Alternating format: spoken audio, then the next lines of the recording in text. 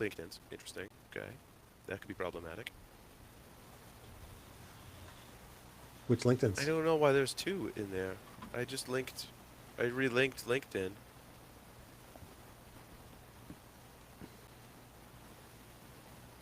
It's connecting to both. Apparently, could be a bug. No, it might have been like your personal, and then did you set up a page for Page this? maybe. Yeah, it's I don't entirely know. possible. Going to LinkedIn twice. Well, we should. I know, right? Either that or it's gonna kick me out and say you can't do Yeah. that. LinkedIn's kind of touchy. We'll see. Adrian, it's been a while. How Yeah, are you? I'm doing good. How are you? Very good, very good. Thank you, thank you, thank you.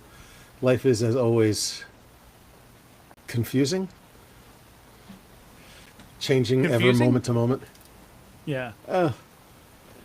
Between jobs and work and initiatives I'm trying to start, and Yeah, which episode number is this? I wonder.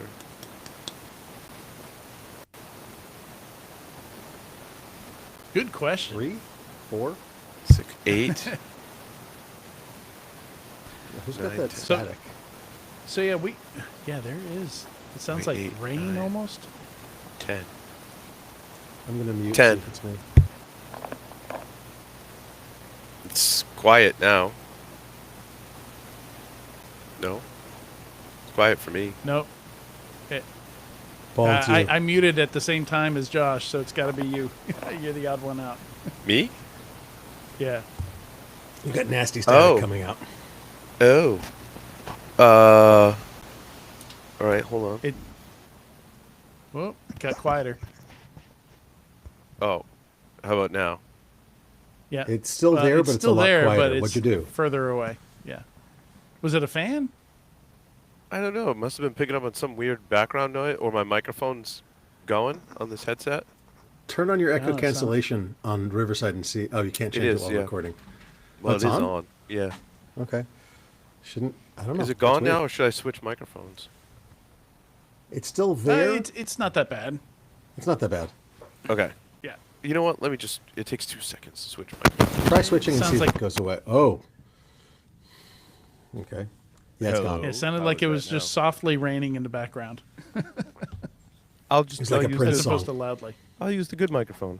I think it's episode 10. So, hey everyone, welcome to episode 10 of the Hacker Syndicate. I'm Paul Asadorian, joined by my friends, Mr. Josh Morpet. Josh, welcome. Hey, always a pleasure. This is awesome. Love doing this. And Adrian Sanabria. Sorry, I waved when you introduced Josh. I'm not Josh. That's okay. Yeah, that's Adrian and Josh. Two yes. bearded guys, but he's Yes. got the hair. Yeah. Oh my God, we all have glasses. We all have beards. We We do. look like a bunch of clones. We do. So you were talking about Microsoft's agentic AI thing that they're building. Yeah. We started talking about it on Well- the show. I said 2026 is going to be the year of the Linux desktop. Everyone scoffed at me as usual. Yeah. But like, I have reasons, and this is one of them. So, yeah, no, it's not really related to WSL, which coincidentally I just installed on this computer.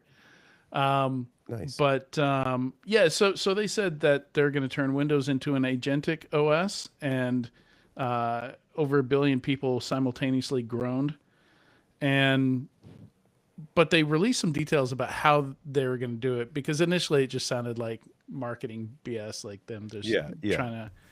trying to say on the things AI to make train. their shareholders happy or whatever. Microsoft doing marketing BS? No, say it ain't so. But they shared some details, and I actually really like the direction they're going in it, because one of the challenges with you use Claude Code, right? Yeah. And I presume Claude Code just does stuff with the same privileges that you have, like There's it's running on guardrails. your system. Yes. There's guardrails around it, and I'm constantly tuning and tweaking the guardrails so that it asks me before it does stuff. And so you can Okay. like grant it. You can say, "Oh, you can run the pkill command like without asking me for this entire session." Like, don't do that. Yeah, Because one of my coworkers, it killed every single Bash terminal on his system, and so he lost all Oh. of his terminal access in one fell swoop. What? RM-FR. Yeah, yeah, that too. Like removing files, even accessing files outside of the code directory I have it running it. Like I should be running it in a VM, but I'm deciding to kind of try and manage the guardrails myself, which is dangerous. I don't recommend it. Are you So- going back to hack naked? Like, you know, Yeah. Yes. Remove Yes. guardrails.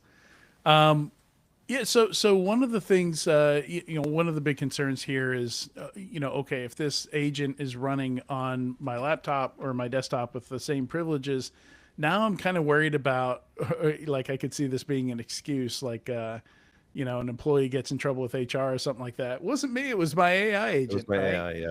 Yeah. How can you tell, now you have the challenges of understanding when your agent did something versus when you did it.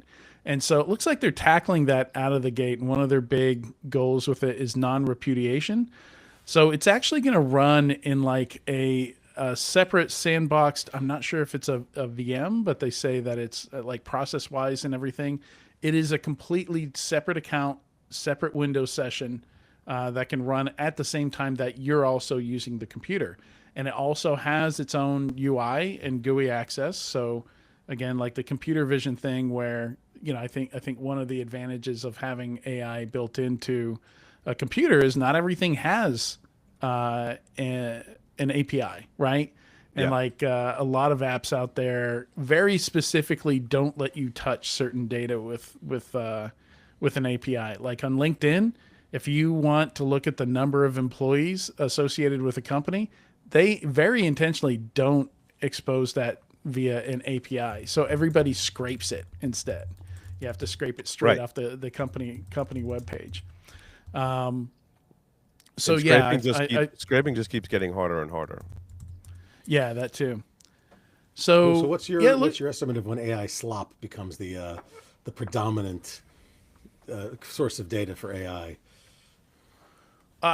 6 months ago. Holy crap.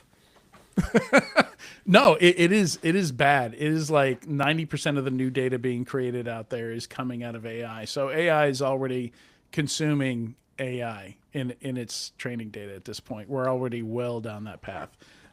So the majority of it being created is there, but like what percentage of all data out there, I don't know when that reaches like a critical mass. But it's bad. It's very bad. Data equals garbage in squared because AI is producing garbage and then indexing the garbage.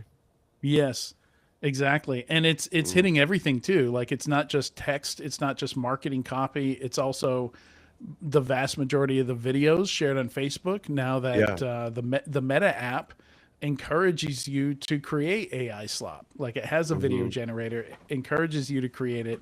And for those of us who have family members on Facebook, we're probably already months deep into them sending us stuff and us having to be like, Mom, or Dad, that's not a real video.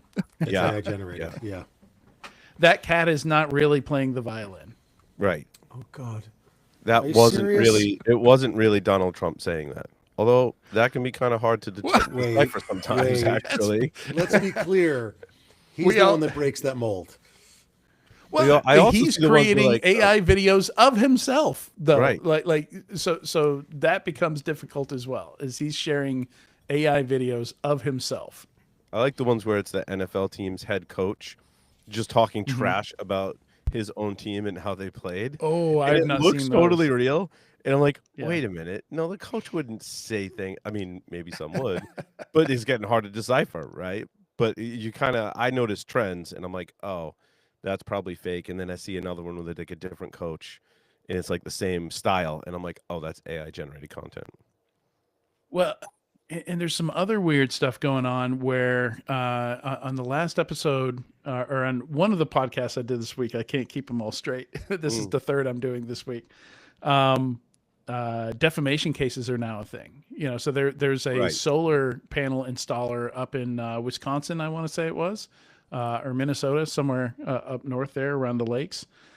and they started losing sales and having contracts canceled. And so they were asking their customers, why are you canceling your contract?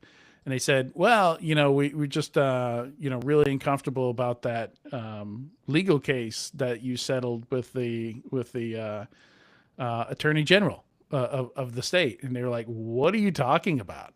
And sure enough, you just take the name of the company and you search it on Google, and the Google AI summary that pops up before you even get to the links, the very first thing you see said that they settled a case for like shady sales tactics with the attorney general.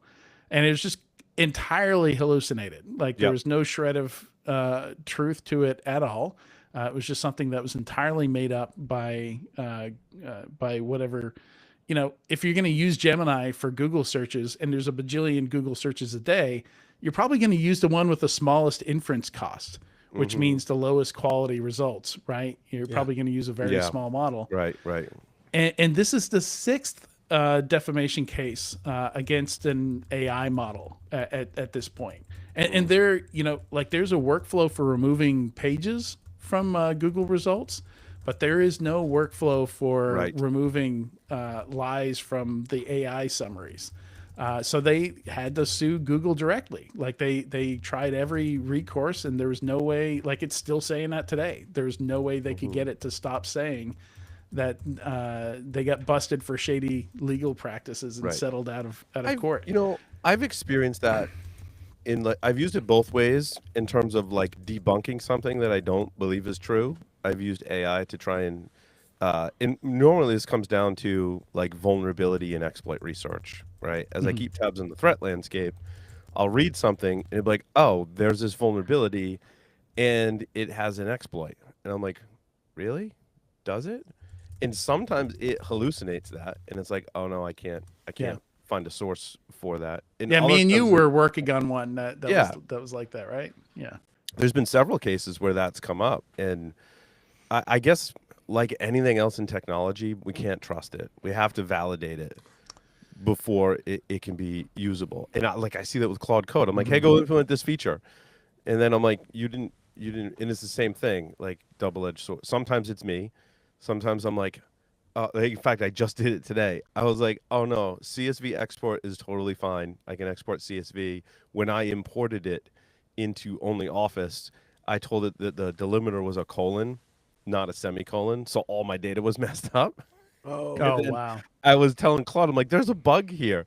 And it's like, no, I could make these changes, but I don't. And then I'm like, oh no, wait, I just had the wrong delimiter. And it's like, oh, that happens. That's fine. I'm like, scrap that plan. It's fine.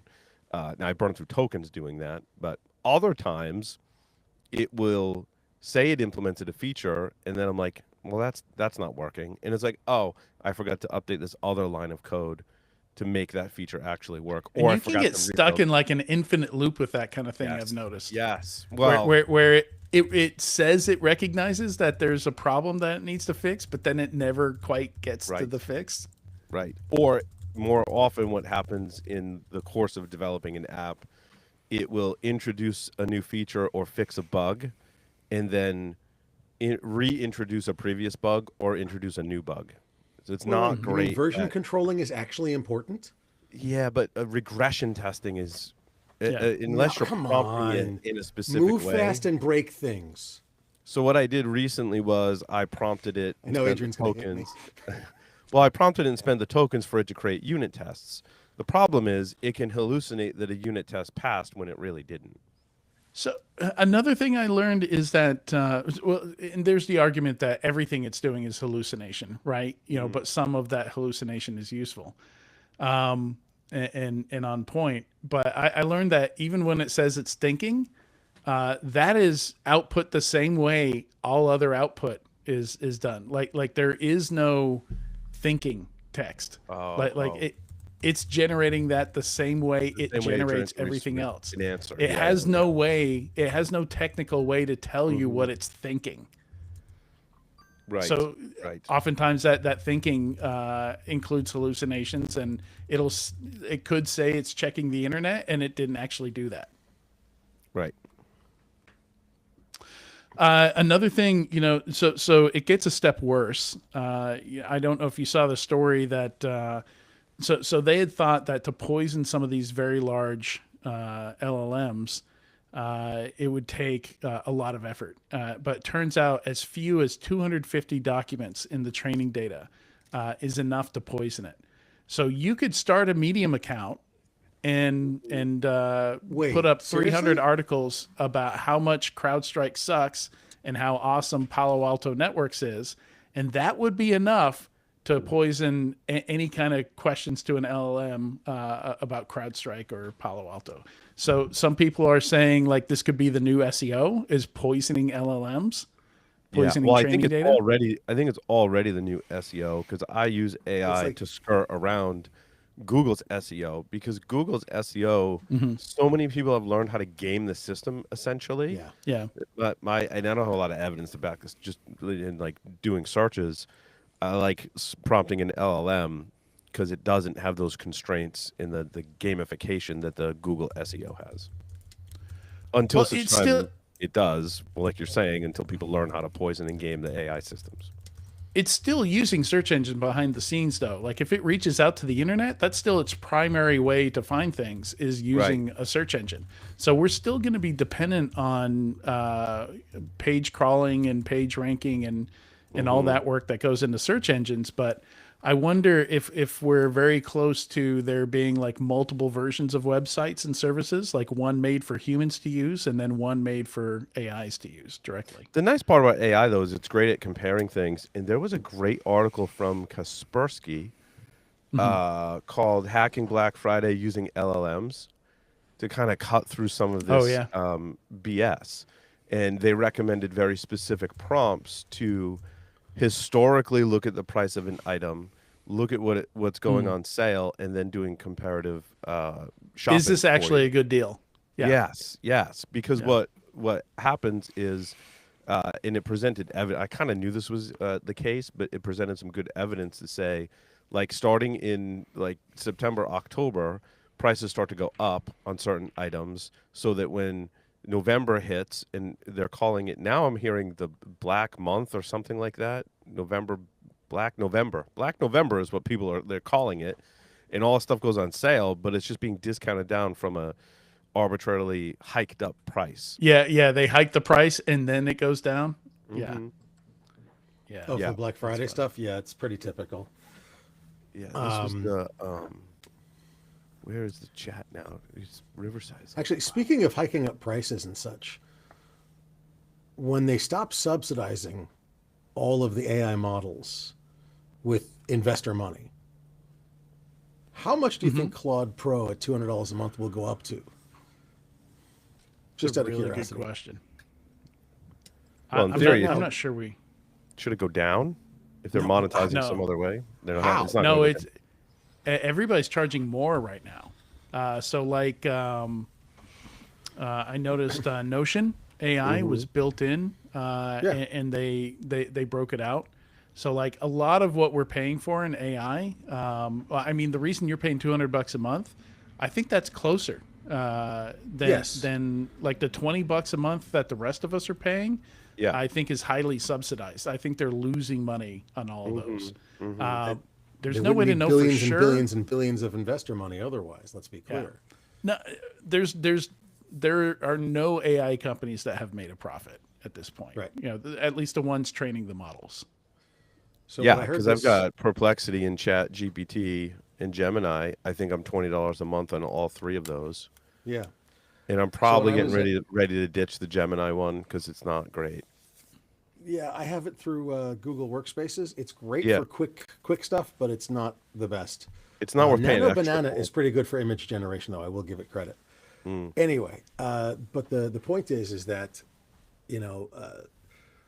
all of these AI companies are playing drug dealers for $20. Yeah. Oh, the first taste is Yeah, free. getting you. Well, I mean, yeah, it's typical for any kind of SaaS or freemium model approach, right? And then they raise the price later. But the question is, Yeah. what will that? I mean, there's a lot of GPU time behind everything you do, and you Yeah, can't and be it's- actually. Go ahead. I'm sorry. I think one of the problems is it's going to be hard to tell what it got jacked up to because it's going to be built into a lot of prices because there's a lot of AI tools, well, like Microsoft Office, right? You know, AI just shows up as a feature. You know, so Microsoft Office gets more expensive. Is it because of the AI or is Right. it, you know, because of 2 new apps that they added? You know, it's going to be hard to tell if the AI went up in price because it's going to be bundled in with a bunch of other shit. Well, like again, Notion, you know, you know, initially you were able to pay for like an extra, I think it was $10 a month for Notion AI, and you can't do that anymore. You have to go up to the business package if you want to use Notion. Which is What? much more expensive because That's a lot more money. Yeah. Yeah. I think I pay Notion $10 a month and gives you one user, and if you want to share data, you can Seven, just $7 share a month for one user. Yeah, that's what. And then it was an yeah. extra $10 a month for the AI features, but now you got to go straight up to the Yeah, business account and as business of is much December more 1st, I think. Yeah. Mhm. Yeah, and there a ton of that has happened. I had a bunch of examples the other day. Yeah, I had a crazy week, so it's all fallen out of my head. I fell down. I started this week off falling down a flight of stairs, like properly, like a cartoon, windmilling my arms headfirst down the stairs. Oh my God, are you okay? Did you get Well, Right injured before- or anything? One of my legs is at about 70%, maybe 60% of where it should be. You just got bruised. I'm really bruised sore. up? I have a Yeah. lot of bruises. I've never broken a bone before, so I'm nervous about when that inevitably will happen as I know, right? age. And then 2 days later, my girlfriend breaks her foot walking in St. Louis. Are you joking? Just Yeah, walking we on just the got back- street and just Yeah, the streets of St. Louis are rough. The streets and the sidewalks. Yeah, there are did she break her potholes in ankle? the sidewalks. Yeah, yeah, it was like the side of the ankle. like a trimalleolar fracture, or not quite. How I often don't know do what you it's break called. your ankle that you know this? My it's- wife, it's like my wife the- broke her ankle, and it was a trimalleolar fracture, which is like the 3 bones that basically connect your foot to your leg, kind of thing. No, so it was the bone actually hitting the sidewalk because she stepped in a hole. So okay. like you know the knobs on the side of the ankles Yeah, where it yeah, yeah. curves out. Yeah, it was like right on one of those bones, and she just Right. like chipped a piece of bone off that had some tendon on it, and it's she just has to wear a boot for Mm-hmm. like 4 to 6 weeks or something like that, and it should heal fine. But No surgery. but that's yeah, it. been a crazy week. We ended up coming back early. We were going to fly back late tonight, but we flew back Wednesday night. I had a trip within that trip, so I went to St. Louis, and then from St. Louis to Chicago for an IONS forum, and then back from Chicago to St. Louis, and then from St. Louis back home. Oh, I see. So yeah, I am. That was my last flight of the year, though. I'm done. Well, that's good. I'm done for the rest of the year. I don't blame you. What's your first flight in next So yeah, year? the names of the other examples fell out of my head when I fell down the stairs, but there have been a bunch of price hikes. There have been a Yeah. bunch of AI tool price hikes, and I think So they're going my- to keep coming. I think that it's going to change because they're trying to get everybody not just invested, but addicted to using AI to keep your workforce down, to keep your productivity high, to keep your If any of that works, we've seen a lot of failed attempts. Yeah, yeah, we have. Yeah, we have. But if we get all these businesses addicted and then jack up the costs, yeah. is it still going to be worth it? And I'm not certain it is. I think for development, it's certainly worth it. 'Cause Okay, we that I save can see. we save so many hours Yeah. on development. But so it's interesting, you know, like there was the creator of Curl was commented in a Register article, basically saying like, Daniel something. I want to say Stenberg, Sa- but it's not Stenberg, is it? I forget.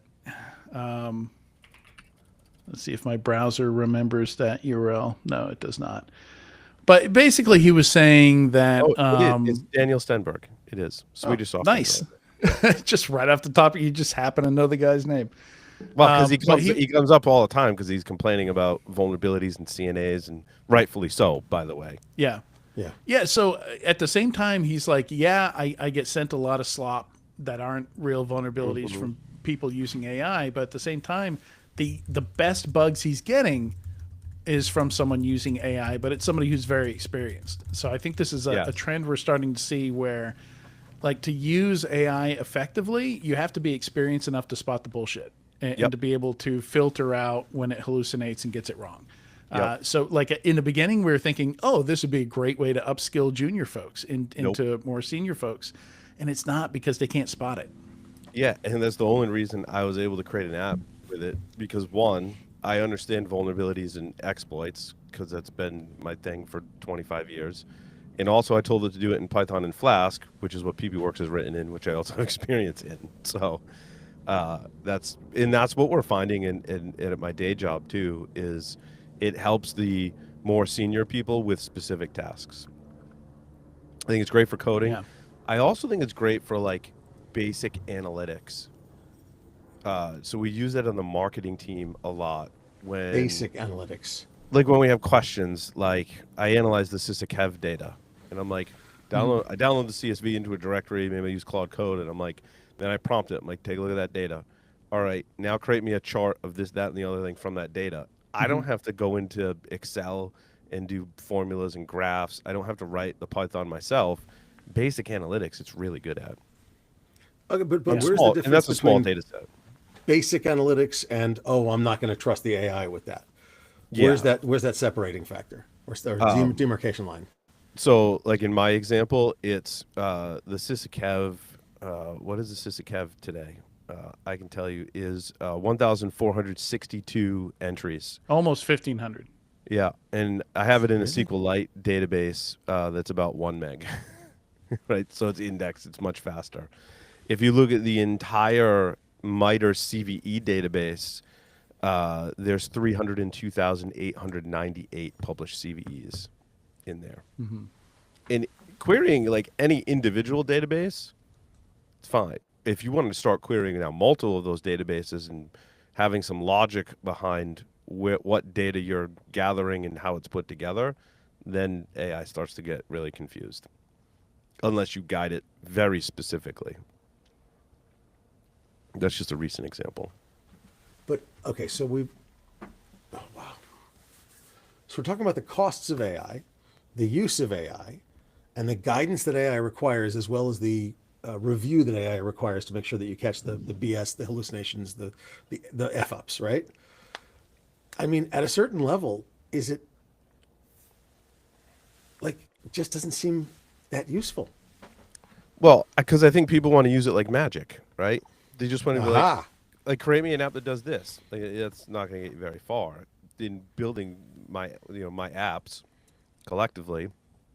One technique that works really well is I find someone who has written a project. So like for the CVE stuff, there was one called like CVE Search. It was written in Python. It queried OpenCVE and it was scraping it, right?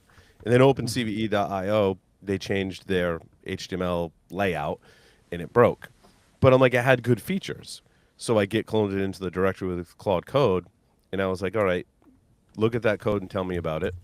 I'm like, now take this feature from it and implement it in our code, right? In much better time. So I wasn't just saying, hey, go create me an app that does this, right? It was very specific, much smaller prompts based on context. The more that I specific you can provided be, Yeah. the better it works. Yeah. and providing it context, not letting it go try and find context, because it may go find a really crappy project to base on. I'm like, no, base it on this one, and I had a much better time doing that. Also, I starting small.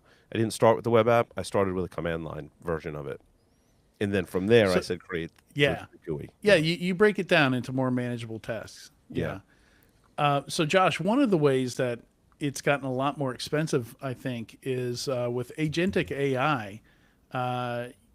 Even basic requests are no longer one shot, right? Like one of the things it's doing is trying to determine what your goal is, and like it'll use a ton of tokens. Like it'll go do a bunch of requests, pull all those together, create a summary, check and see if it matches the goal. And this is one approach I've seen with writing code, is first defining the tests that have to pass for the code to be complete, for it to be functional. So you create the tests first, and then you have it go off and do it. And the problem is, how much money is it going to spend through trial and error until it gets stuff right? Like going through and doing its own quality assurance. Like we see this in discovering vulnerabilities where, again, the approach now is to actually validate the vulnerability and see if it works, to see if it's a real bug. And, maybe you're talking 600 requests instead of one. And like you get much better results from it, but the cost goes up a lot when you start using something in a, agentic where it's going through its own feedback loop. Nope, I got it wrong. Nope, I got it wrong. Nope, I got it wrong. Right. You got to There's set a gotta budget be- for it. Yeah, and you've got to have multiple peer review from other agentic AIs looking at it, and you've got to have all of the MCP servers, the Model Context Protocol servers, to feed it the data that it needs, and you've got to have, and you've got to have, and you've got to have, and you've got to have, and it gets really friggin' expensive. And it keeps striking me that the more expensive we make it to make it proper. I mean, it's really funny if you think about it. This is how code was written. When you're 12 and you start writing logo code and scratch code and whatever else. I show how old I am by starting with logo, but whatever. You write code that just does what you want it to. When you get older and realize that other people are going to use your code, you have to write, error correction routines, guardrails. You have to write sanitizing user input. You have to write anti XSS and XSRF and all this other sort of stuff. And to the point that the code that makes sure that nothing screws up is bigger than the code that actually does the function. Right? Or it's a significant part at the very least. We had ChatGPT start off and it would do what you wanted. But when you wanted to do it right, consistently, you have to add on so many different pieces. I can't tell you how many calls I've taken about AI guardrails. Yeah. Mm-hmm. And AI security and AI, problem this and problem that. And so I'm sorry, this is just fascinating to me. Yeah, and it totally changes how we build and design stuff too. But yeah, there's and the concern I have about how this can kind of spiral, costs can spiral out of control, is there's a lot of it can do this for security. It can find a vulnerability. It can add context to your detections. It can automate part of what your SOC is doing. But what happens when you scale it? Like, does it become 5 times? Well, and it's even hard to compare to humans because once you have something that can do it automatically, you're not going to expect it to tackle the same workload. Like maybe your SOC analysts are only getting to 10% of alerts today. Well, if you're going to implement AI, you're going to want 100%, right? Like otherwise, why bother? Oh my God. Right. So you're no longer comparing apples to oranges because your expectations of the AI are going to be different. So obviously you can't spend $40,000 a day for it to go through 100% of the alerts if that's how many alerts you have. But just because it can do a thing doesn't mean it can work in the enterprise at scale with their budget. It's a really good point. I didn't think about the SOC alerts. That's a great example. I am stealing. Yeah, that. DropZone charges $9 an alert. So then take that and figure out like what does the budget need to be for it to. And Wait, it's $9 an alert? Seriously? Yeah, $9 an alert. Because a basic large enterprise can have thousands of alerts a day. Yeah. Like even after filtering, easily Pop open 100 to hundreds. Pop open calc. Do some math. Right.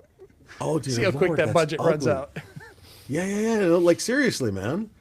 So that's a great metric. I didn't know that was thank you. That's a lovely metric.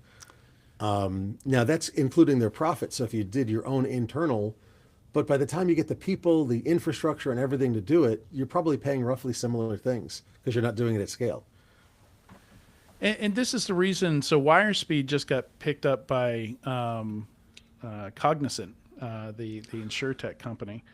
And the reason I liked WireSpeed is they're like, look, like it's just not the right technology for this because so much of SOC work is repetitive.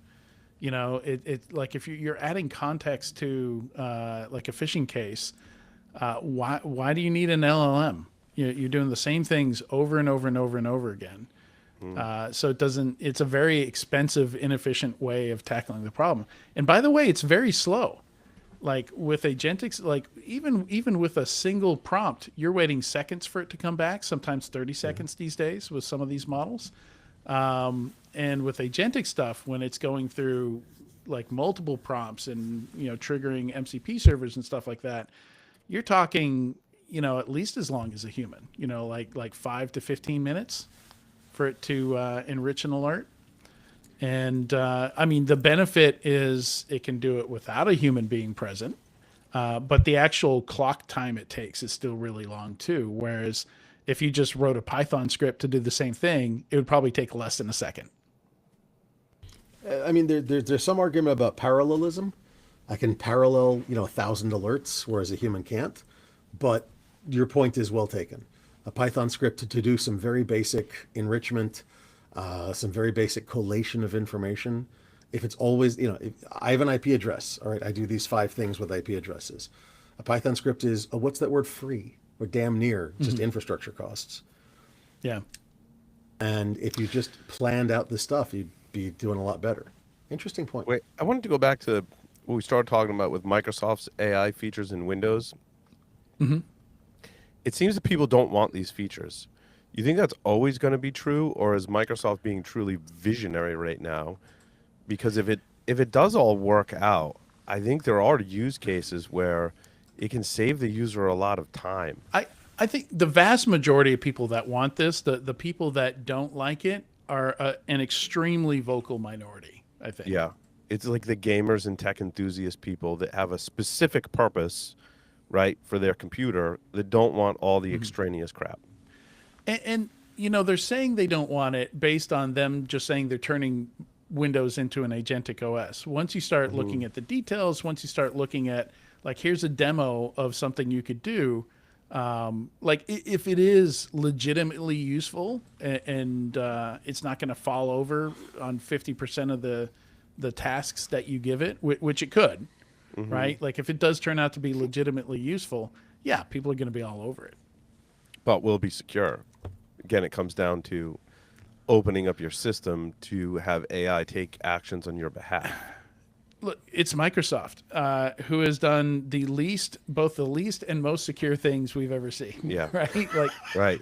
SQL Server, when they're motivated, SQL Server 2005, I don't think ever had a serious vulnerability. The Xbox 360, I don't think ever got rooted. And that was right after the Bill Gates memo, and like they were really embarrassed by XP and all that. Yeah. And then, fast forward and we're kind of back, making really dumb mistakes in Azure, and not catching breaches. They said the market is going to run us by and run us over, so they had to do something, quote unquote. And I get it's Yeah, interesting you're right. with the Xbox though. They kept it secure enough for long enough that it didn't impact their bottom line. So like now, I did see a video of someone that was running like thousands of cracked games on a 360, and so I'm like, there's probably ways out there now that you can mod the 360, but that's no longer who wants to do that Right. on Yeah. an old console? Yeah. not being sold anymore. So the security lasted three long generations enough. ago. Yeah, lasted long enough.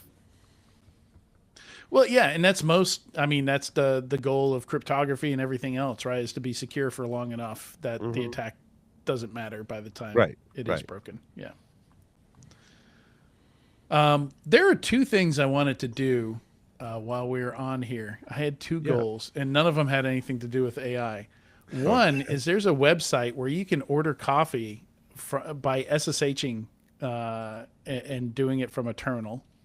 No, you got to. What's the website? What's the website? This is too cool. It is terminal.shop. So I'll tell you what the other thing is later, since already we're hyper focused on that. How do I share this? Yeah, so here we go. Coffee's any good? I care less about that than the fact that I'm ordering something from a terminal like I'm using CompuServe in 1986. I know, but I'm also very picky about my coffee. So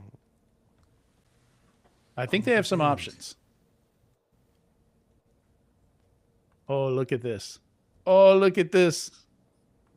That is hilarious. So and their coffee name is named Kron. Well, no, this one is Oh, named their Kron subscription. because it's subscription. So it's scheduled. You get it once a month. That's great. That's why it's Kron. And then I'm sorry, that object kills me. is a light roast. Segfault is a medium roast. $22 it looks like. I love even the colors. Look how beautiful this is. I think all websites should be this easy Yeah, to should have a navigate. command line version like that. Yeah. Dark mode, and then 404 is decaf. That's hilarious. That is very appropriate. Dark roast, medium roast. So if I want medium roast, hit enter on that. My cart is Holy empty. crap. That is just awesome. Escape to go back. Okay, how to? Oh, I just hit the left or the right arrow key and it added 1 to my cart. Look, Oh, you see that? that's awesome. Okay, so I put 1 in my cart. So, like, yeah, how do you check out? What if I also want subscribe? Looks like it would follow a different process. So I'm going to hit enter on that. Now I'm looking at my cart. C for checkout.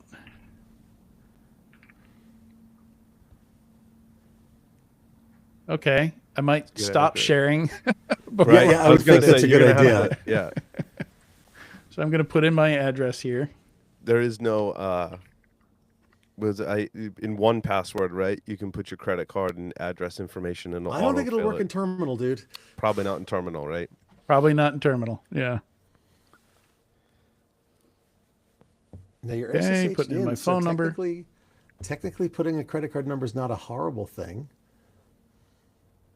Yeah. No, it is. It's SSH, not Telnet. Yeah, and I'm walking this through, and I'm actually okay with that. All right, I'm going to share again now that I'm past the address. Well, it's going to ask you for your credit card next. It is, but it's giving me options. So I can Oh add my payment goodness. information via SSH or via browser. Oh, that's interesting. Which one should I choose? Free shipping over definitely. $40. I don't You mind. got to buy paying some for more shipping. coffee. Yeah, you get $8 of shipping. You got to buy 2 pounds of coffee. Okay, it's going to have me put my card number here. So can I go back? Yeah, escape goes back. Oh, it's my address. Your address. If I go via browser, okay, so now I can do this in a separate window. And now I can use 1Password to enter my Right. payment info. That works.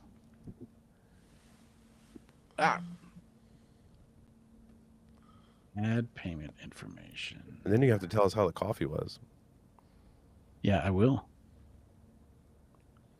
Of course.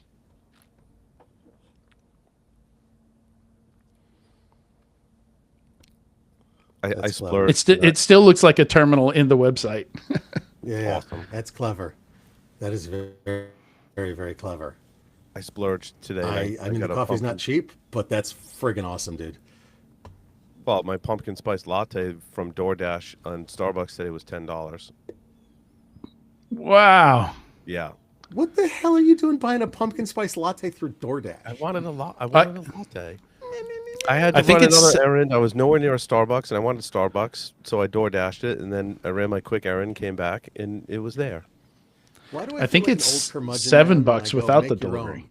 Yeah. I have an caffeine espresso beans. maker right here, but when it comes to like a latte or something, I don't mess with milk. Oh, I froth can, or I can make something like that. lattes at home. I just wanted a pumpkin spice one. Aw. It was delicious, by the way. There is a reason that it is hyped that much. It is. Yeah, Every now and then I have one. I'm like, oh, okay, yeah, I guess I kind I of get it, right? You can't do that every day. though. Diabetes. Well, the nice part about it on DoorDash is you can just customize your order in the app. Okay. So I'm like, I don't want 5 pumps of pumpkin, sugar. Yeah. I just Oh, want that's a 3. good point. Like I didn't even know there were 5 pumps. There are 5 like pumps. holy of shit. that pumpkin Let's syrup. reduce the sugar. Yeah, Are you serious? yeah. So I add an Really? extra shot of espresso, and then I take away some of the because I don't like my coffee too sweet. Okay, so now we're back in the terminal. I entered it in the website, and it came back here. You can see With the your last address. 4 of my credit card there. I can press enter to confirm. Order complete. That's awesome. That's Subscribe crazy. to your order. Press enter to subscribe. Let's subscribe to my order. Subscribed. What does that mean? You realize you're getting now. Now you're getting 12 one ounces every of month. coffee every 2 weeks. Right. No, every 2 Thank weeks. you for ordering with Terminal Products Inc. Stunned and in At awe this very of moment- the command line experience. It's awesome. Stunned and in awe of the CLI experience that just befell you. Simultaneously, news of your orders being celebrated wildly by the team. Perhaps too wildly by some. That's Nice. awesome. Great. I've never seen this. How did you find this, man?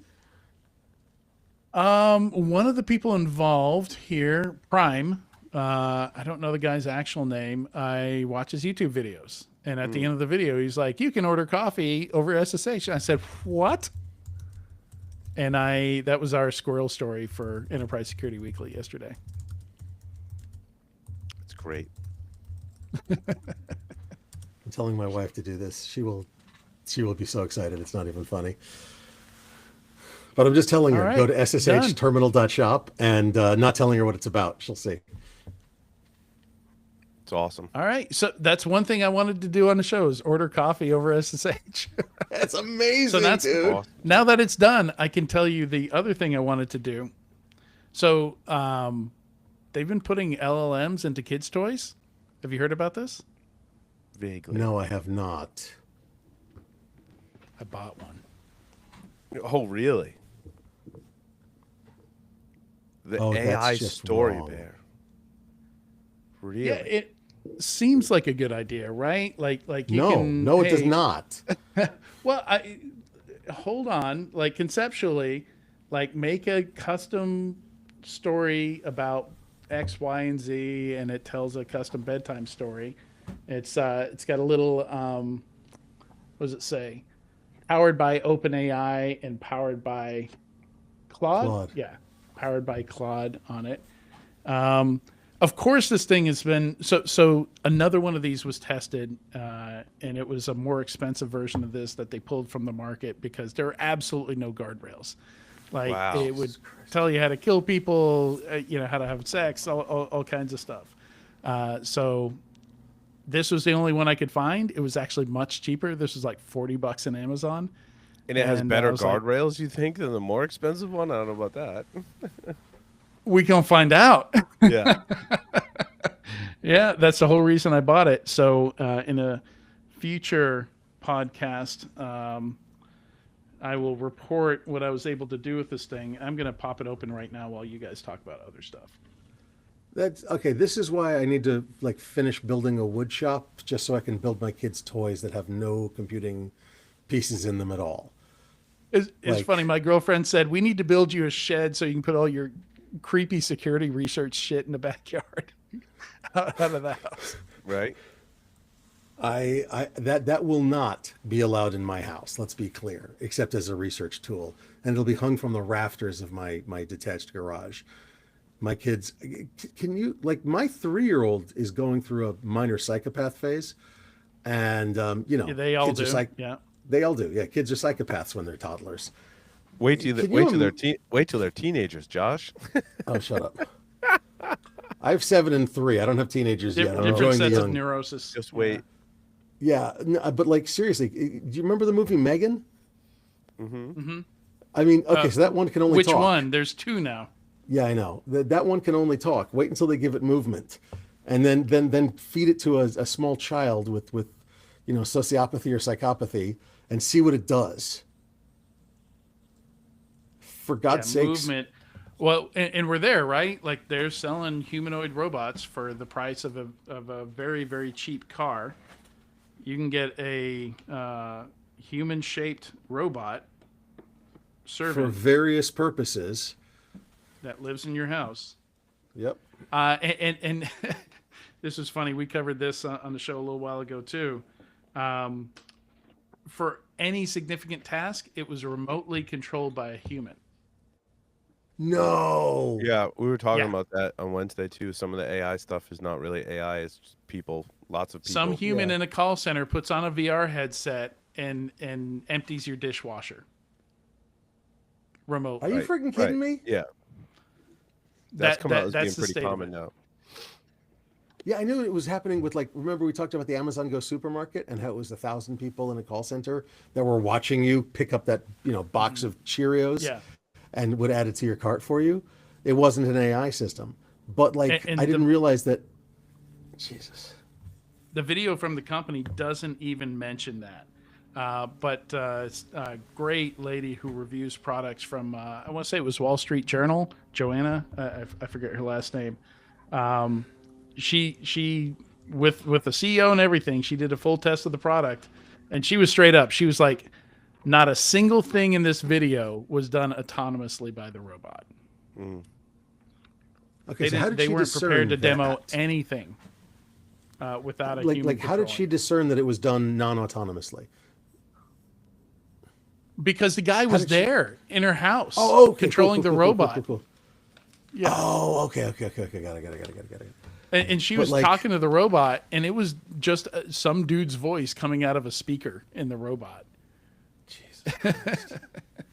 and his name was so ironic. His name was Turing, Rob? His first no, name was Turing. No way. as No in way. Turing test. Complete coincidence. His name hilarious. was Turing. Yeah. So, I mean, can you? Oh God, you've got to run Wireshark on that thing's connection to see if there's any encryption or, like, they break into baby monitors. Do you remember Aton Labs? Vis's pitted the cameras against each other.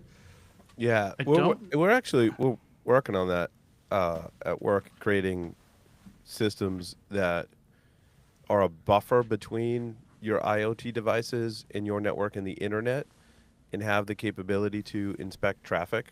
Man-in-the-middle proxies, one of them. But we're starting to work on ways to make that more automatable and easier to be able to deploy and then put something behind it and inspect the traffic. Because largely thing. what we're finding with a lot of these devices, like KVMs or whatever it is, they don't do firmware signature validation. Which means if you can man in the middle of the update, there could be ways you could put your own firmware and or software on it because it's not cryptographically verified. And I'm finding that is very common today. Even though the facilities exist to do it, most don't. Some of that is a supply chain issue. Some because a lot of these devices, like when we looked at the webcams, the Lenovo branded webcam is really technology from some Chinese company, right? And they don't really do much with the underlying stuff. They're just like, oh, they give them a spec sheet. I want this, right? They slap a Lenovo plastic case on it, and it's a webcam. It's a Lenovo branded webcam, except it's from SigmaStar. But I mean, and that's a valid example of technology creation done badly. They call a commodity supplier and say, I need something Yep. that does this commodity function. They deliver it, they customize it with a Lenovo shell, and then it goes in, and they haven't tested, certified, verified, validated, checked, looked at the underlying code, firmware, microcode, whatever. Right. But To this various is degrees. Like I'm sure there's some functional unit testing to make sure it functions as a web camera, but in their requirements, they're not saying, hey, does this thing have secure boot? Does it have firmware signature validation? Those need to be in the requirements from the get-go, because retrofitting that is super hard. It may require hardware changes, right? Because you got to fuse your keys a lot of times in the actual hardware. And if you don't design the hardware with the right fuses, then you can't have secure boot. right. So researchers are buying the humanoid robots, and the one that the big announcement, or actually it wasn't Neo was the one I was talking about earlier. What's the one that one of fell the over? I Chinese- saw one that fell over in the demo, which was pretty hilarious. Yeah, That was the one was Russian that? one. I Was think it it the was one the where it was going forward and they rushed out to try and catch it? Yeah. Yeah, that was the Russian. Russian one. Very pretty much meeting my expectations Yeah. for a Russian robot. I Well, just one of finished a our- book called The Wrong Stuff about the Russian space program, and Oh, it was very in line with that. But yeah, they've in one of these Chinese ones, they literally found a back door in their $16,000 humanoid robot. Wow. How much is the dog robot? My friend sent me a video. He's at a conference in New York City. So the he dog sells, like, robots from videos from AliExpress are like $3 or $4 grand. Yeah, okay. Because one of our Yeah, the mutual Chinese ones are friends- pretty cheap. I don't want to say who it Yeah. is. One of our mutual friends has the robot dog and has been messing with it. Yeah. Because I was like, yeah, my friend has one of Oh those. God, dude, that's creepy. Like that, the thought of what you can do if you can intercept the traffic is simply creepy. Like baby monitors are bad enough. Do you remember the stories about baby monitors where people would call out to babies and talk Yeah. to them all night and shit? Yep. Yep. That's terrifying. Now have something that you're deliberately saying, please tell my kid a story. And you've got somebody telling like either a horror story or disgusting story or whatever. Dear God, man. I can think of some ways that you would. What happened I to mean, read it's your kid a not the book? first time we've Jesus. had technology and toys telling stories. Like for a lot of them, it would just like Build-A-Bear. You could Teddy go record Ruxpin. your voice, and it would just like repeat what you recorded in the store, right?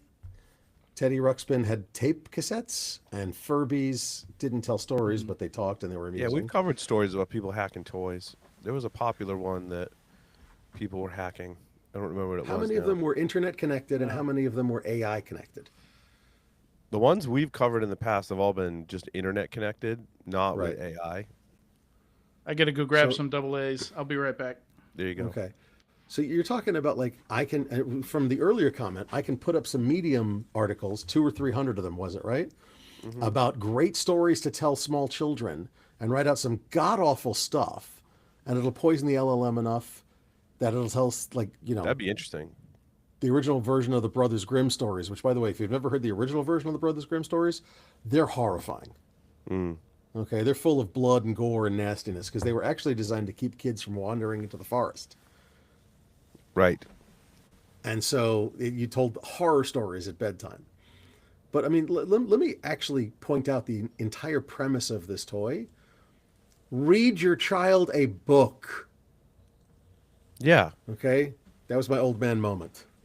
Yep. We have piles of freaking books in my house. Like Piles. literally Yeah. everywhere. Piles of books. We even have books in closets that when they get to 5 or 6 or 10 or whatever, that they'll be Yeah. old, like, oh, that's a great book. We'll put it in the closet for when they're old enough. Right. Jesus, what happened to reading your kid a book? God. I think kids like audiobooks too. A lot of times my kids will do audiobooks now. Well, that's fine. They're mowing the Right. lawn and listening to an audiobook. That's great. Yeah. It's great. If they have a book But- project for school, sometimes I'll buy them the audiobook for them so they can listen to it. It's just, I find it's an easier medium to consume book content. I like reading, but I understand that the different people learn differently. So totally cool. I just read faster than most people can talk. See, I read really slow. My ADHD brain's not great at reading. I'm not saying everyone with ADHD is like that, but the way my brain's wired, I can listen to books Yeah, all day long. I read so much faster than people talk, so it's much easier for me to read. Audiobooks just annoy me because I get distracted in the pauses. There's enough time there Yes. that I can get distracted. Yes. It depends on the book. Yeah, true. Valid. Valid. I do audiobooks while I do chores. That's fine. I do podcasts while I do chores.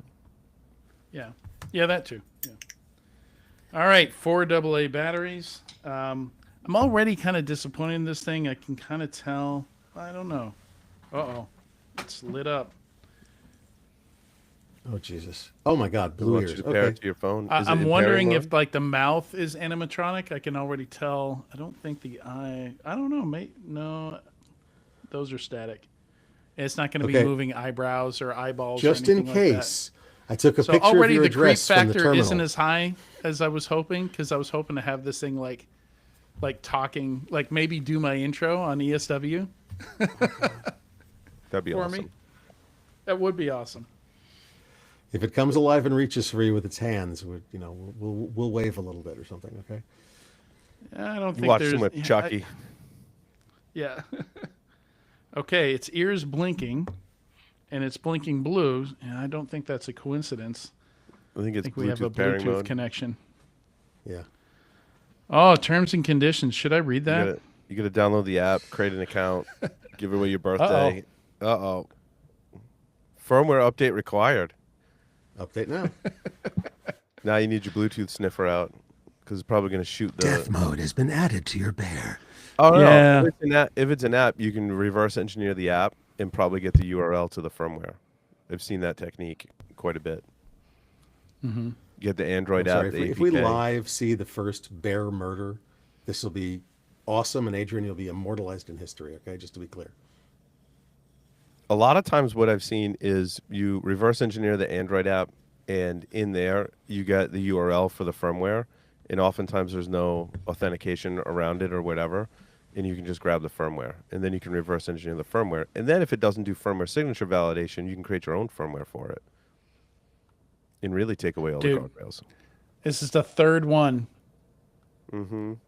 I think it's updating for different things. It said hardware configuration. How long is that? Have you had that thing? And the bar is going backwards. The progress bar. Hey, that may not be cool. Now I'm wondering what it And has now- for hardware. And now in it. forwards again. I wonder what the What would the hardware is bear inside need? it. ESP32 Take that thing would apart. work, Yeah, wouldn't it's got an ESP32 in there. Take it apart. Yeah. That will happen at some point for sure. Kill AI bear. No, now it's green and blue. Yeah, no longer blinking, so that means I have a connection.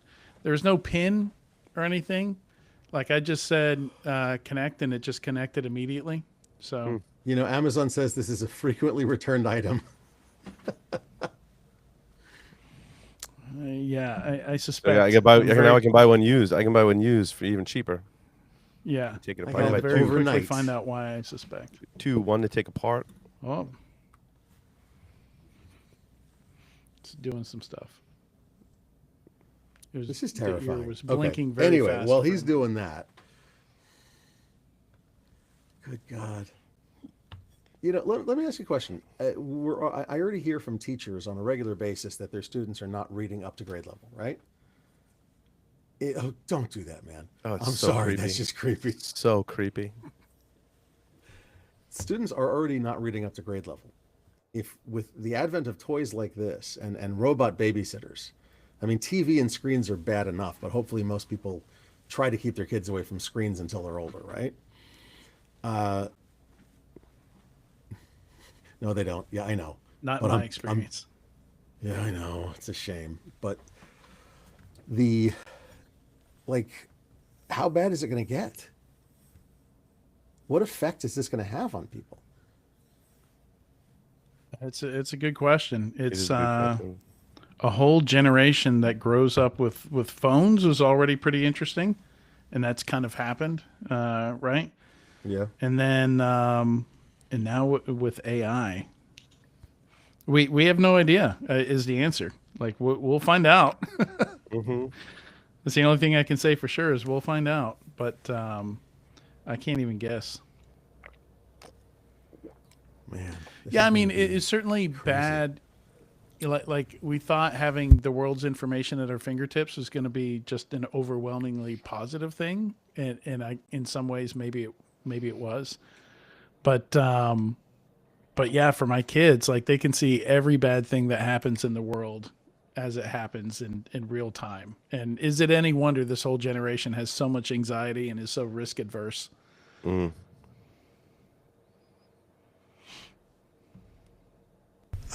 Yeah. Yeah, okay, these are horrible questions. I'm sorry. We need to talk about something better. Dear God. More firmware updates? It's just been sitting with the bar full. It says a 1 minute process. It's been. More than 1 minute. I'm just bro. gonna let it sit there. Yeah.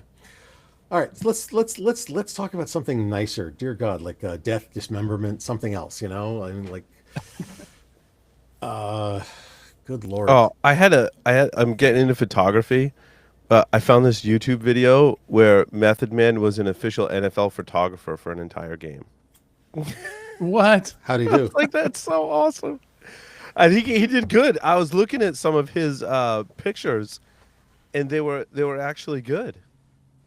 Can I share a Good for YouTube him. video? What happens if I share a YouTube video? I don't know. Can I Let's do find that? out. Let's find out. Yeah. If I type a Try message, it. will it let me play it? He's actually a real smart guy. I met him at DerbyCon, Yeah. chatted with him for a bit, and he's a lovely person. Like, if I can share a screen. I thought there was a way to like embed a YouTube video. Oh, show on stream. Oh, I think that just shows the URL on the stream. Yeah. Yeah, it Mhm. does. Yeah. Wait, media? Upload media? No. I thought there was a way to do that for some reason. Oh, the other squirrel story, while you figure that out, that we covered yesterday was you remember the Louvre heist? Yeah. How they use like a cherry picker to get up to like a higher window and break in? Yeah. So the maker of that cherry picker used it in an advertisement. Oh, no way. Yeah. That's hilarious. Good enough for the Louvre heist? Good enough for you. Right? Yeah, it says in the ad, it shows a picture of the one used in the heist. It uses that photo. And it says, if you're in a hurry, the Boker Agilo carries your treasures up to 400 kilograms at 42 meters per minute, quiet as a whisper thanks to its 230-volt electric motor. Oh, that's hilarious. Oh yeah, so here's the video. Fall in love with this. Look at he's got the official media vest on. He's taking some pretty good pictures. I mean, granted, those are his pictures, but he's taking some pretty good pictures. Shaking hands with the coaches. Look at him. So awesome. I love Method By the way, Man. you're doing an excellent job over here. Thank you, brother. Thank you. You're doing an excellent job. Yeah, for the whole game. Yeah. Yeah. I think he has the same camera that I That bought. was good. Looks like the same camera. That was a goodie. There That we looks go. like a $10,000 lens or more. Yeah. Yeah. Ah. It looks like that my A7 Yeah. that I just I bought. need those. I need the knee pads.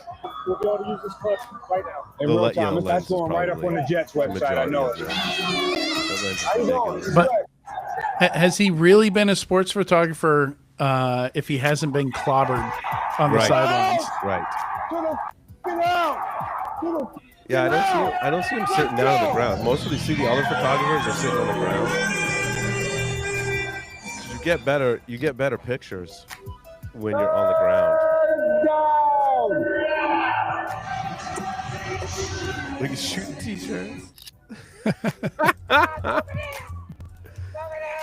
That was my fun video of the week. I gotta go. I gotta go. I'm sorry, guys. He All right, did it in the y'all, check this rain out. and Look at me. everything. First off, look at me. I look shabby. Little rain. It's awesome. It's just awesome. That was my fun video of the week. Oh, so let me Good video. let me share the link of the video that inspired me to buy this monstrosity.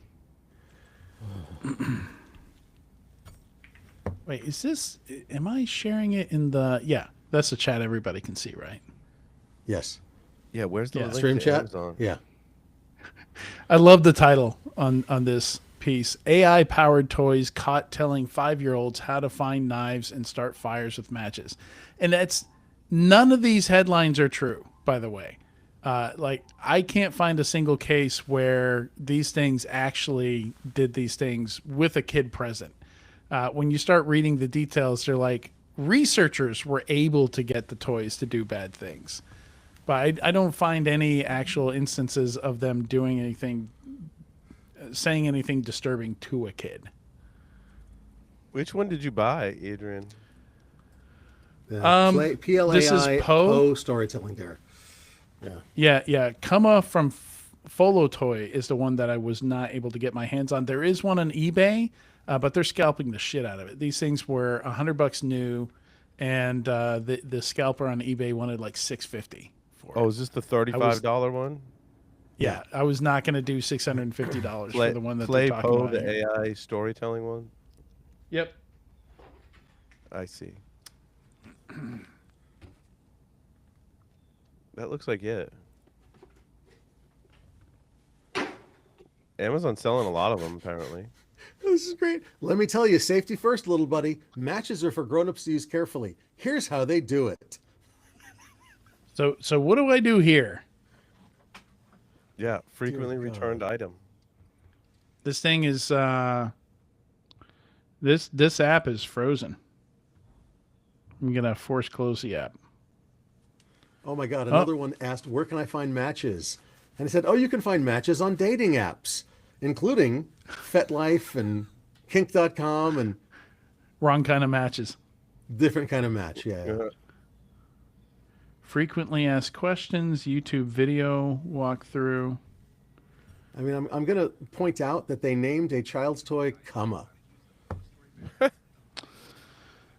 Choices were made. Choices were made. Okay, At I'll one save point, that for Kama gave later. step-by-step instructions on a common knots for beginners who want to tie up their partner. Dear Lord. I don't know what your Okay, girlfriend- so this Is the thing, appropriate. your girlfriend's this thing reaction does not. when she sees you playing with a bear. She's gonna be like, "What is going on? What are you doing?" So this thing does not connect to the internet. It's only Bluetooth connected. It connects to, To the your app. phone, which is connected to the internet. Totally different. Yeah. So it uses BLE Bluetooth, automatic connection for device communication, and classic Bluetooth, manually selected connection for speaking stories.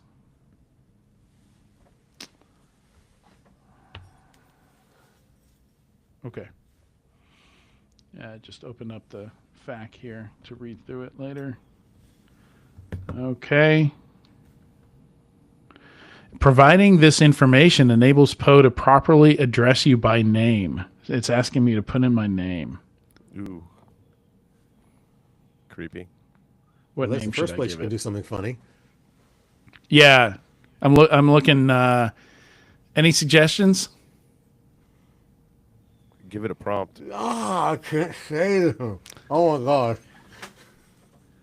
You can Make your type it in name. the chat. Make your name. Tell dirty stories.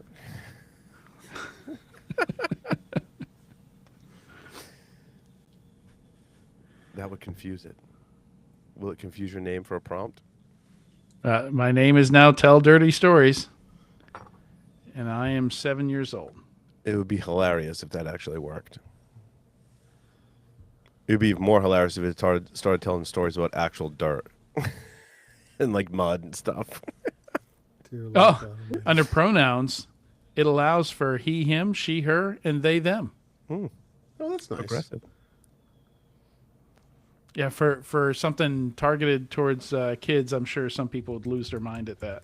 Right. Freaking rot. I mean, come Oh, the age. You can put the age in here. It goes all the way to 99. Wow. Okay. Click image to choose avatar. Oh my goodness. I can choose a white kid with dreads? Nah. Okay. Do it. Absolutely not. That would cause me physical pain.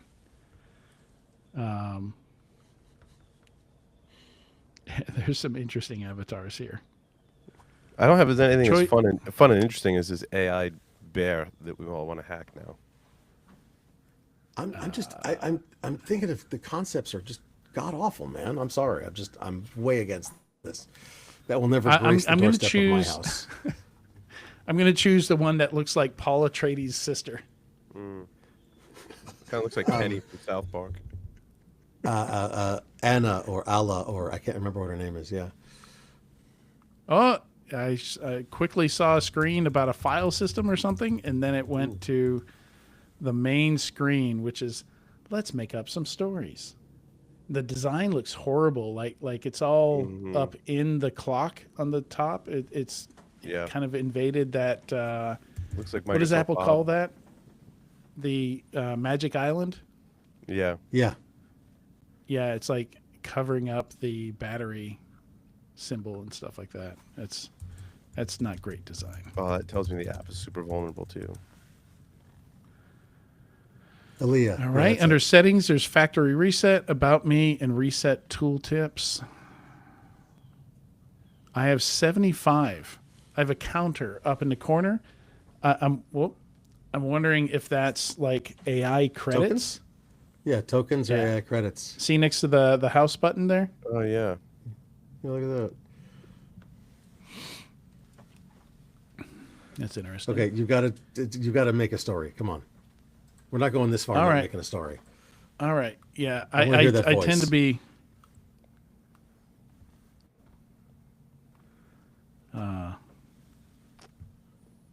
Let's see.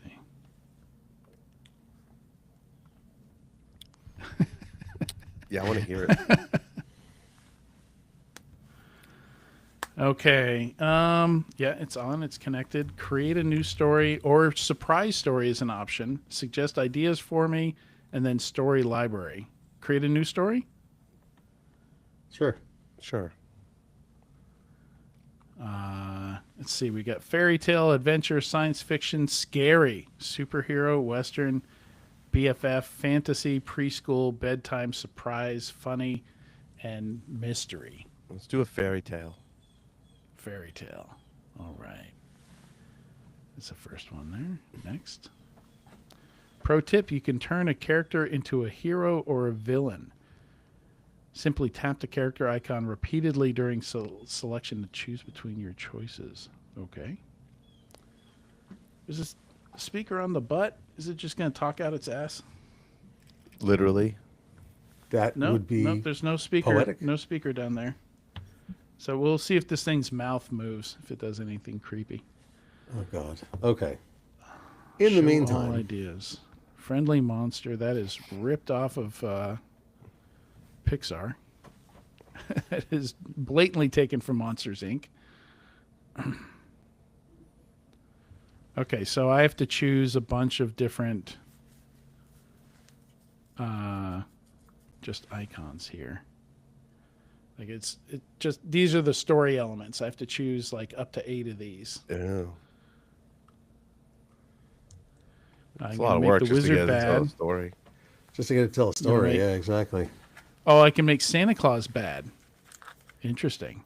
Yeah, make Santa Claus bad. Let's terrorize and horrify children. Great idea. I can make the puppy bad. Everything can be a hero or a villain. So now I have a wizard. Actually, we'll make the wizard good. Oh my and God. also Paul, puts what's on your your calendar icon for this in front week? of How are you doing? What's going on? I'm doing good. I just got a lot of things I want to work on. I'm just looking at a story about NixOS and how NixOS is the best home lab OS you haven't tried. And one of my coworkers created a NixOS. I've never heard of it. So it's like a descriptive way to create your system.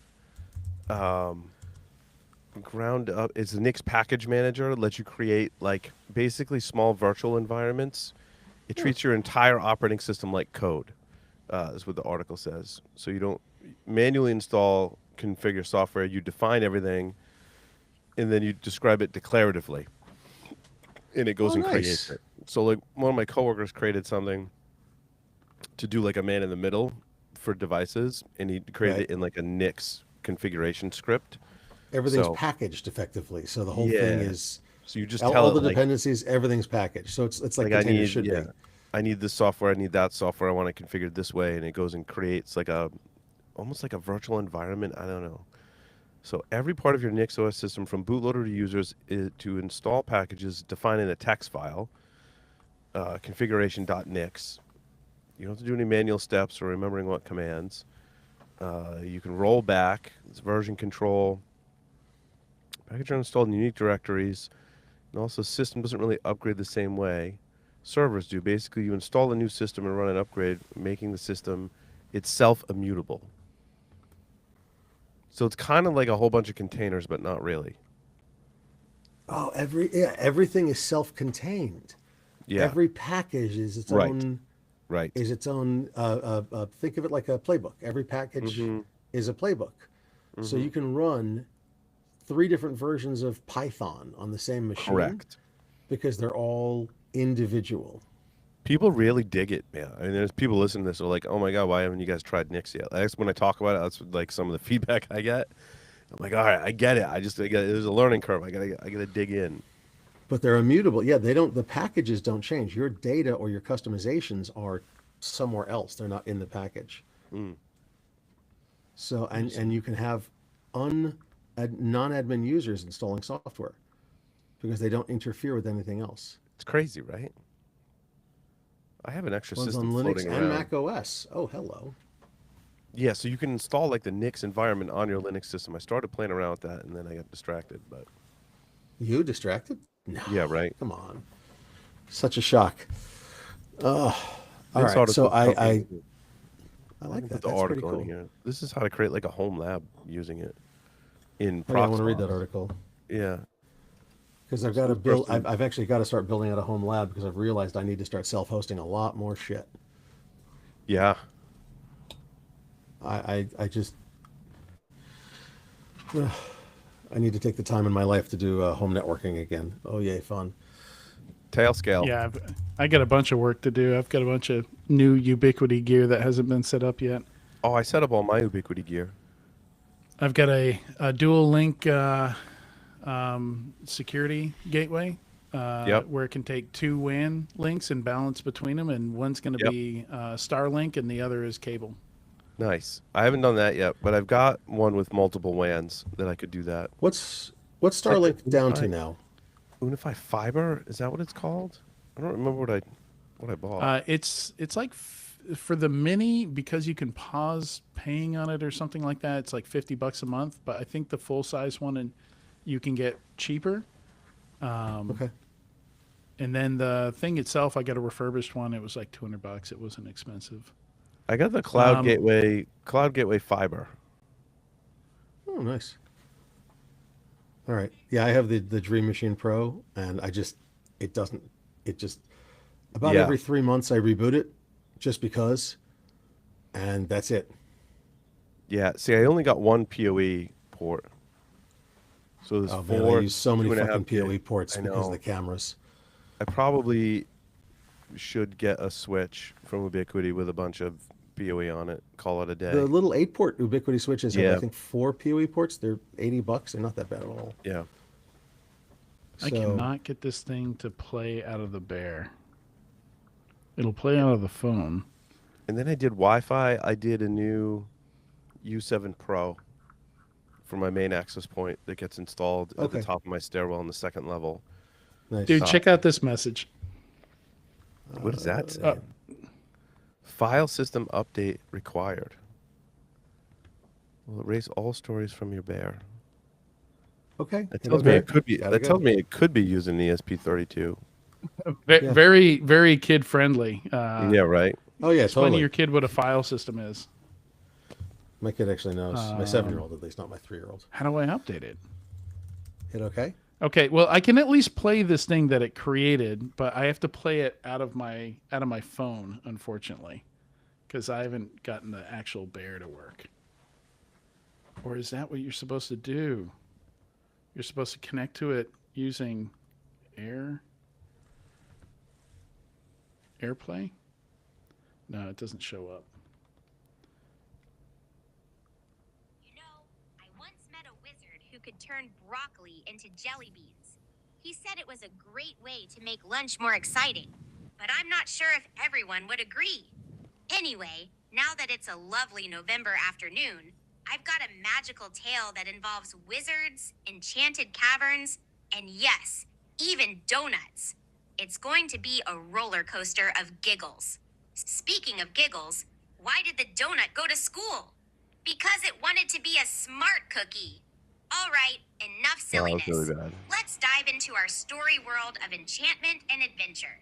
I guess it's The okay if it story is hallucinates called- now. The Wizard's Cavern Adventure. It's basically its Once upon a job. time, in a land of shimmering stars and magical creatures, there lived a young wizard named Tel T Tree Dirty Percent T Stories. With a pointy hat and a wand that sparkled with happiness, he embarked on an adventure to discover the secrets hidden within the great cavern of wonders.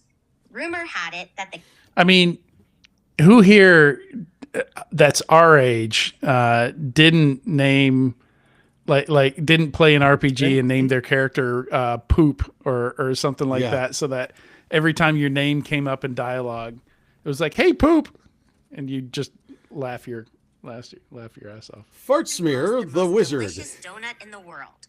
A donut so magical it could grant wishes. Eager to find this donut, Telecent Dirty Cent 20 Stories packed his belongings, including a map and a not-so-reliable compass.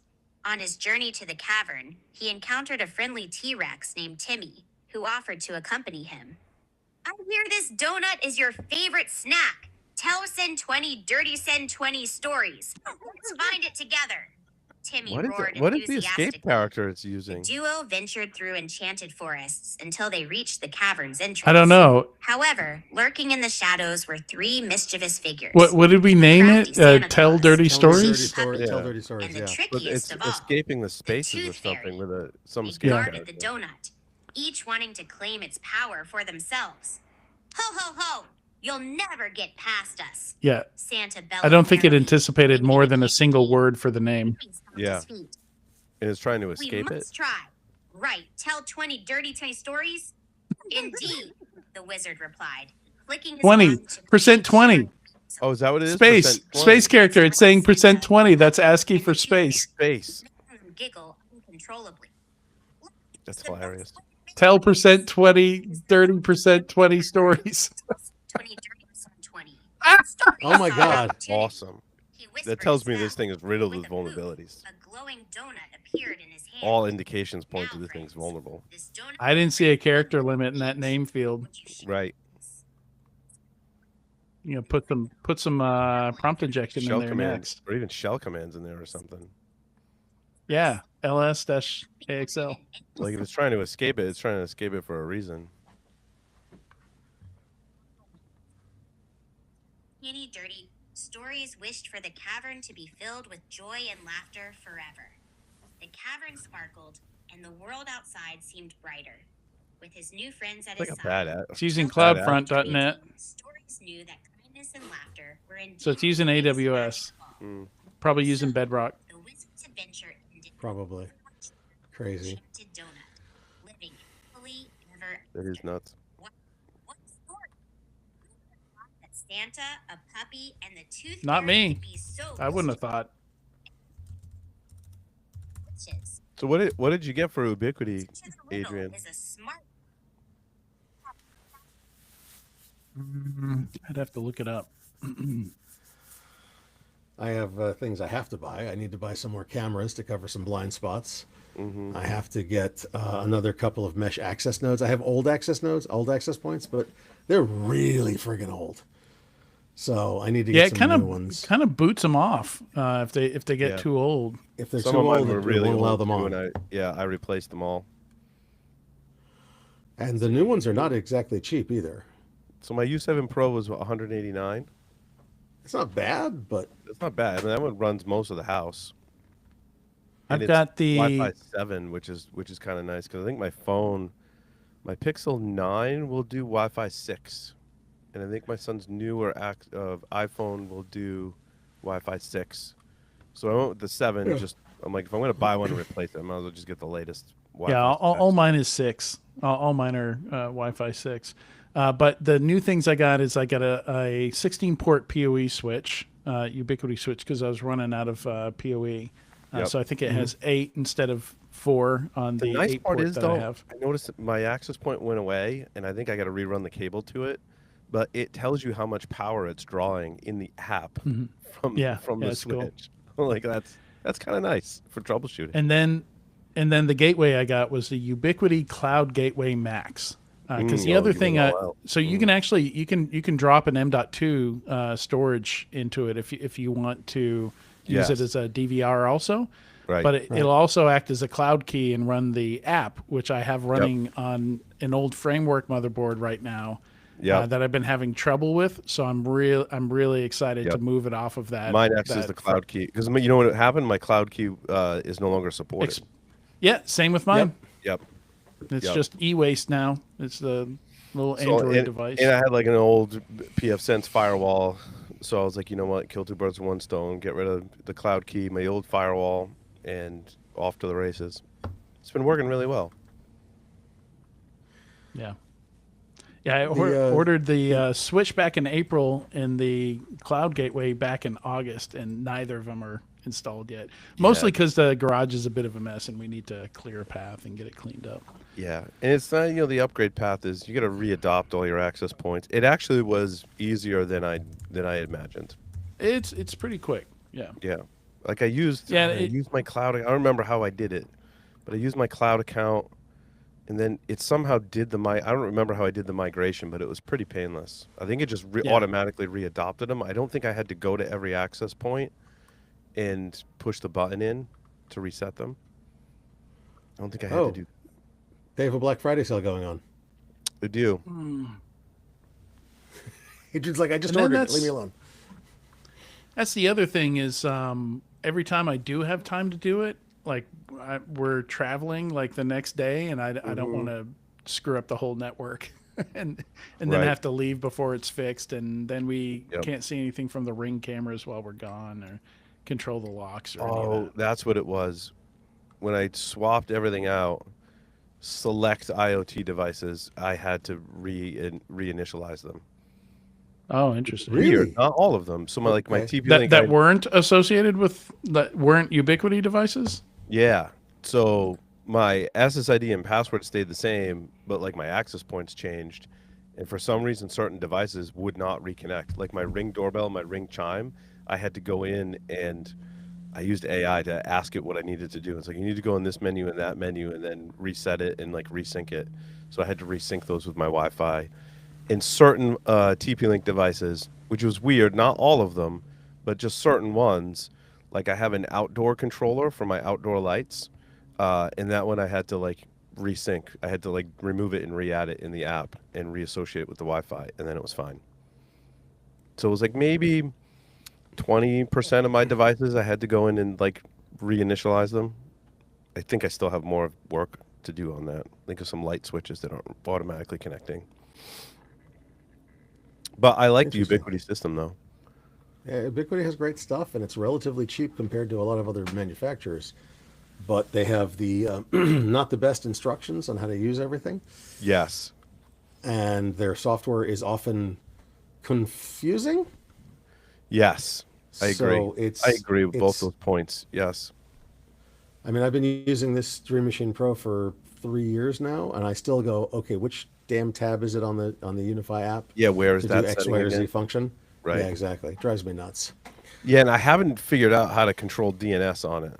Like I'm using it as my DNS server, but there's no I haven't been able to find the config unless I have to do it from the command line. I'm like, I just want to add like static host entries and stuff and have more control over DNS, and it doesn't, it's not straightforward in the app on how to do that. Like in PF Sense, I had full control over it, but in Ubiquiti, I don't. So I'm It's considering right like off a the Pi app. hole. I'm considering like a Pi hole instance for DNS.